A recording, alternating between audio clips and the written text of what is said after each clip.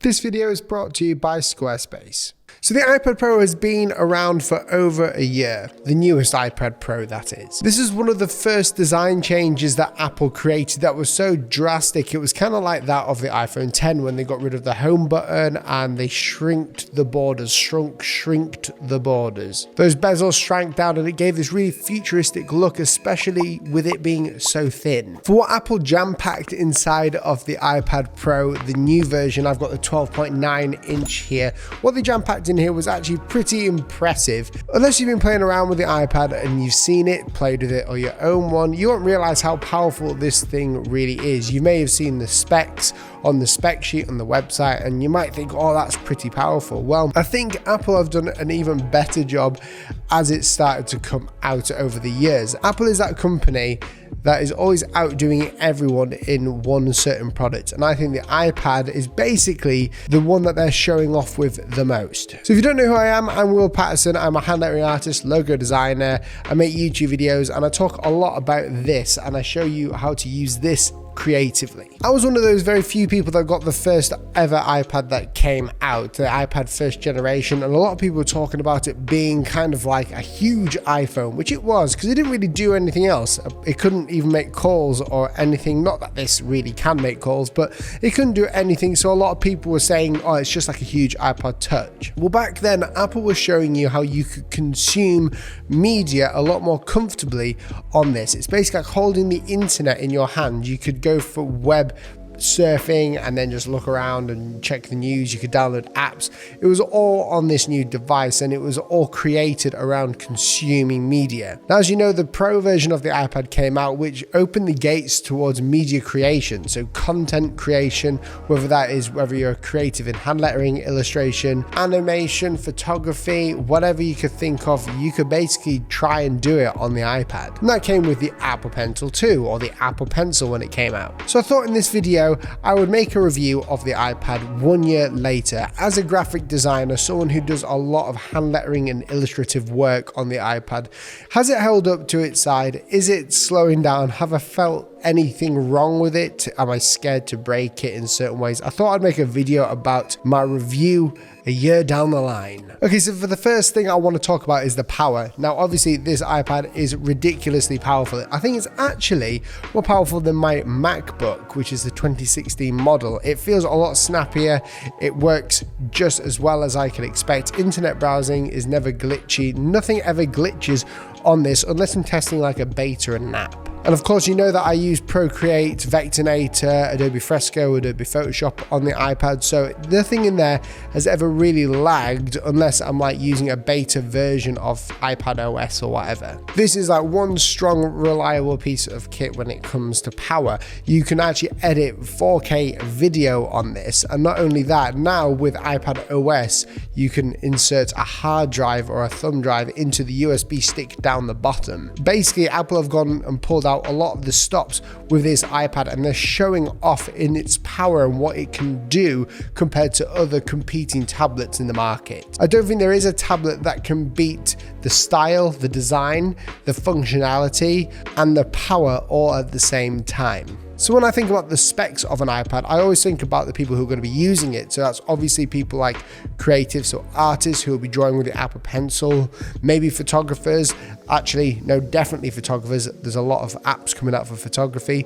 Word documentation, if you have that little keyboard with you, and taking notes when you're at school or college. Now, I do mainly all of those things on the iPad, bar the video one. I don't really do any video editing on the iPad. I would lose the will to live. But I do a lot of work on this. I do a lot of Procreate hand lettering on here, and it's never let me down. It feels so natural and it feels so easy to use and so quick. With its 120 Hz display, refresh rate means that it feels like butter, but although you have that, you don't really tell it has it after a while. You just sort of get used to it being there. And you've got to also remember this is a Pro device, so for the price that you're paying for this, you're paying for the power that's inside of it, not just the design, but the power that you gain from it and the amount of apps that you can use and the functionality of those apps. So for the price, the power, and everything else this year that I've been using on the iPad, the power has never let me down. It's super quick. The next part of this I want to talk about is the functionality of the iPad. Now, when I'm talking about functionality, I'm not just talking about how functional is it to use on a day-to-day basis. Well, we all know that the iPad is pretty functional, but what I'm talking about is the updates to it. Well, we all know that Apple has always been trying to get this iPad to this thickness. I think this is as thin as the iPad could possibly go, seeing how it is starting to bend with users. You might have seen when this was first released that a lot of people were buying it and it was bending. And then every now and then I look at my iPad and I'm always doing this just to check to see if, wait a minute, is that actually bent? But you see what I mean? I'm having to check quite constantly to make sure my iPad hasn't bent, because the cases that it comes with is literally like this. Mine's all tattered, but it's literally just two pieces of like material and it just sandwiches together. It's not going to do anything to protect it. Well, with this new functionality and the design, although it looks really nice and it feels great to touch and feels great to use and it feels very futuristic, it looks like one of the most futuristic products they have, I am scared to travel with it. And that's again because of the functionality that they've created. They wanted this to be super thin, it has no home button on it, and even though it's super thin with no home button on it, it's got this little thing at the side. That little thing at the side is where the Apple Pencil clips on to the iPad, and that little clip-on allows it to charge the Apple Pencil, which is a great design choice. The only issue with this is that you've got nowhere really else to put your iPad when it goes in your bag. It's just sort of sticking outside of the iPad. And not only that, there's a little bit of the aluminium on the side that's been cut out and replaced with plastic to allow it to charge the Apple Pencil. Now, the problem with that, and we know that there's a problem with this, it means that there's sort of like a bend position. That bit is no longer secure. So when you bend the iPad, that's where it's going to start first. We've seen videos of people bending it and it's super easy to bend that. So I'm normally really scared to travel with this. I normally, when I'm traveling to different countries to do work and I'm taking my iPad with me and it is imperative that I do have my iPad, I'm always having to basically hold my iPad on the plane or on the train to make sure that my rucksack, where it's pretty safely securely put, isn't going to break it or bend it. But has mine bent? No, mine has not bent over this year, and it's gone away with me to a lot of different countries, so we should be fine. But the functionality of the Apple Pencil works really good. I prefer it. In the older models, we had to shove the Apple Pencil into the charging point, but we don't do that now. We stick it on the side. Another part of the functionality is the USB-C slot. Now, Apple knows that everything is going to basically go into USB-C.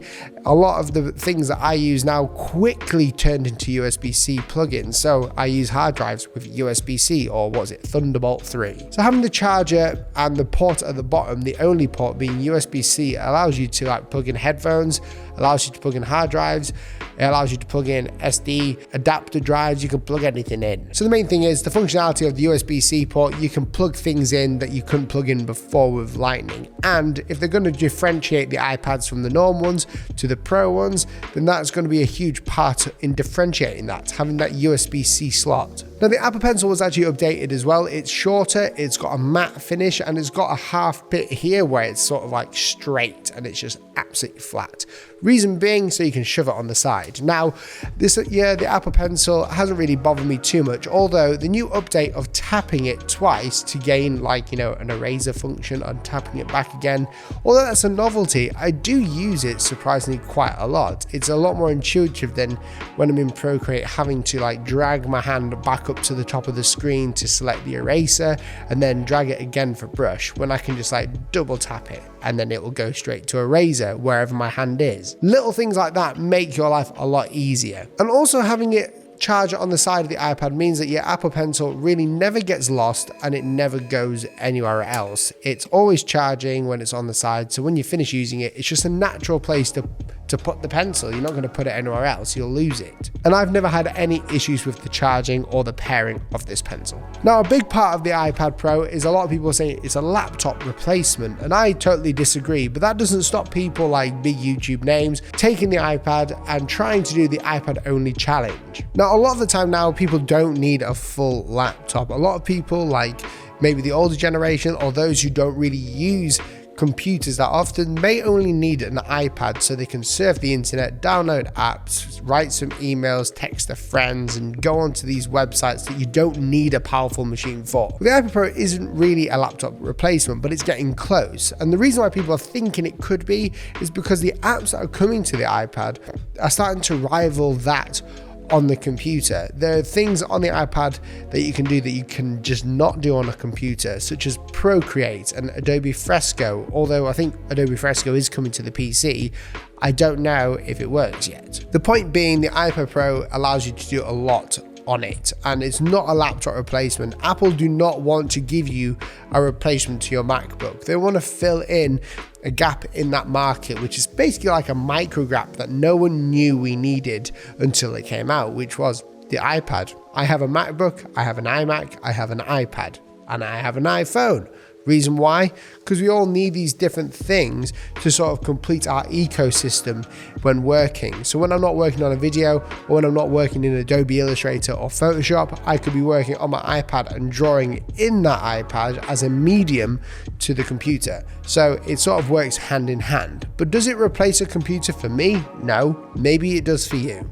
So the last 2 points I want to make about the creative power. Now, Apple and Adobe have been in a sort of partnership, it's quite tight, for about a year or two now, where they're creating apps for the iPad. It's no secret that Adobe made Adobe Photoshop and Adobe Fresco, and then Adobe Illustrator is coming to the iPad next year. Now, this says something to where the creative industry is going when it comes to tech. So me being a creative that uses Photoshop and Illustrator, I know that having these on the iPad are because the iPad is getting so powerful now that we're going to have these apps on the iPad. All that needs to change is the way that we basically communicate with the iPad.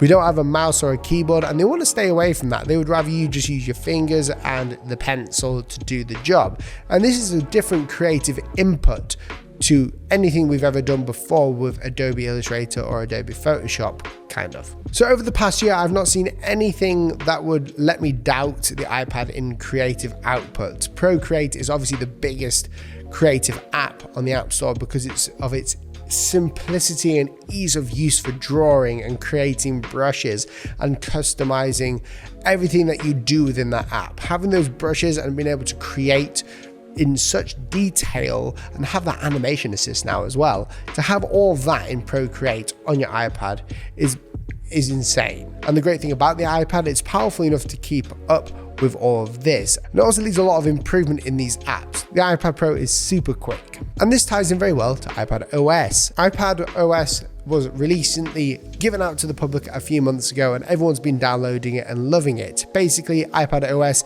is now a separate operating system from what it used to be. Instead of iOS, it's now iPad OS. And the reason behind this is a lot of people probably were complaining that the iPad is literally still like a giant iPhone where you just the menu's the same and the screen real estate isn't being used correctly. There's like places on the screen where you could have widgets and things like that. So what's happened is iPad created iPad OS so they could create more space for things to be put in there and more functionality for those Pro users and iPad users. So in conclusion, the iPad Pro has served me very well for the past year. Although a lot of the cool updates have happened only recently, I've never had a problem with the iPad. The only thing that I wish, basically a bit more sturdy. I don't want it to be as thin as it is. It bends so too easily and it's not the best for traveling. I'm always scared to break it. But other than that, it's given me no jip this past year. So you can rest assured, if you're a creative looking for an iPad,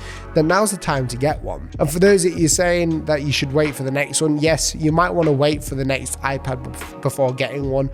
But this video is all designed to get you guys to understand that the iPad Pro is becoming an ever more viable option to use as only as a creative device. But this is just one man's opinion of a device that is very expensive indeed for what it does. So you let me know your thoughts down below in the description. I just want to give a huge shout out to Squarespace for sponsoring a segment of this video. Squarespace is the place where I have my website. It's a website builder for anyone and for anything. Now, I've been using Squarespace for years now. As a graphic designer, I need a place to put my portfolio to show potential clients, and I also need a place to show people a bit more about me and my brand. Not only that, I actually sell online resources on my Squarespace website, which is an amazing place to do it. So if you're looking for a website that you can beautifully design with thousands of customizable templates, and it's very affordable indeed, it's ridiculously affordable, then click the link down below to get 10% of your first order. You can try it for free for 30 days and then see if you like it and then have a go. But honestly, if you're trying to make a creative living now, a website is always the first point of call for people when they're trying to search for you. That, then social media. So go ahead and make your Squarespace website today. If you guys enjoyed this video, let me know by subscribing to the channel down below. It's completely free. Turning on post notifications so you never miss a video like this. If you've noticed the background is a bit different, it's because we moved office. So I'm going to be making an office kit out series where we make the ultimate designer's nest or office. So make sure you do subscribe so you do see that when it is live. Anyway, thanks for watching. If you liked it, give it that like button. If you didn't like it, press the dislike button twice and I'll catch you guys in the next video. See you soon. Goodbye.